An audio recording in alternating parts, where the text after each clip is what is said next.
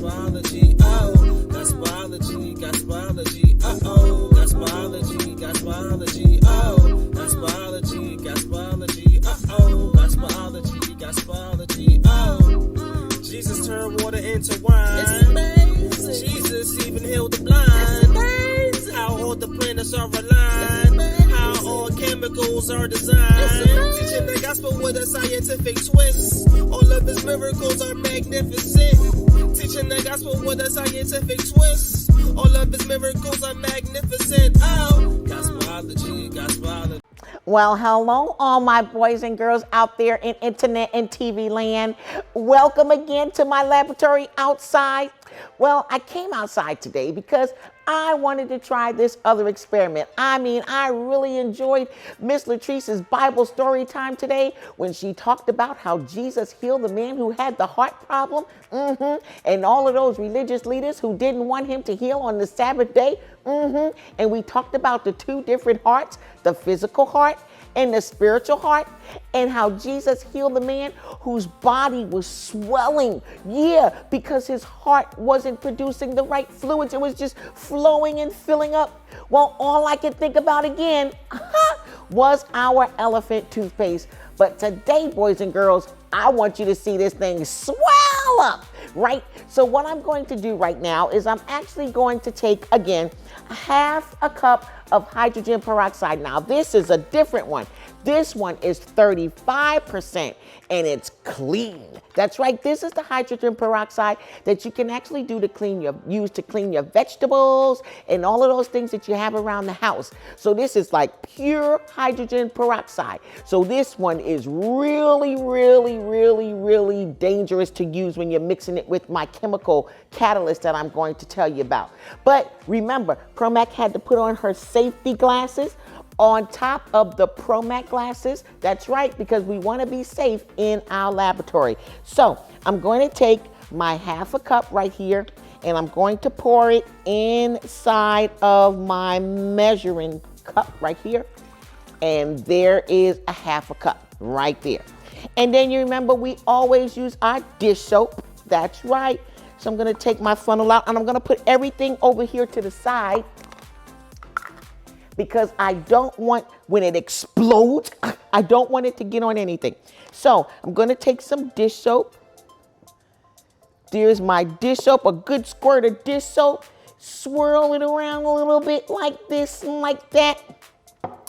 And then I have my food coloring. That's right, today I chose purple, which is Promac's favorite color.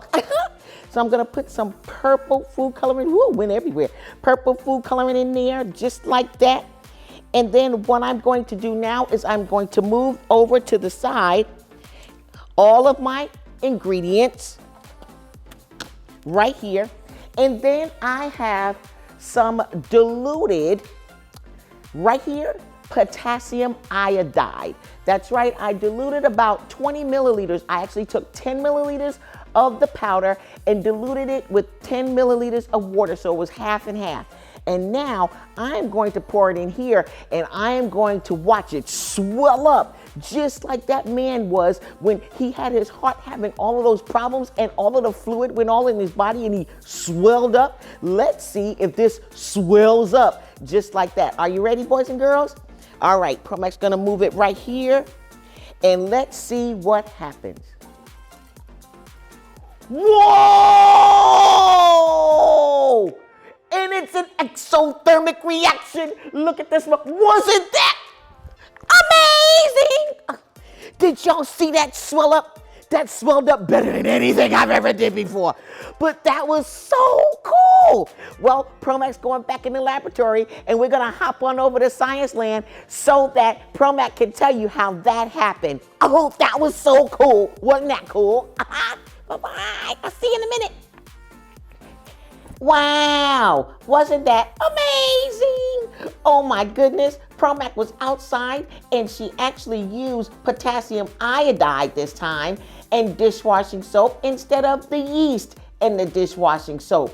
And what a big difference it made. Whoa!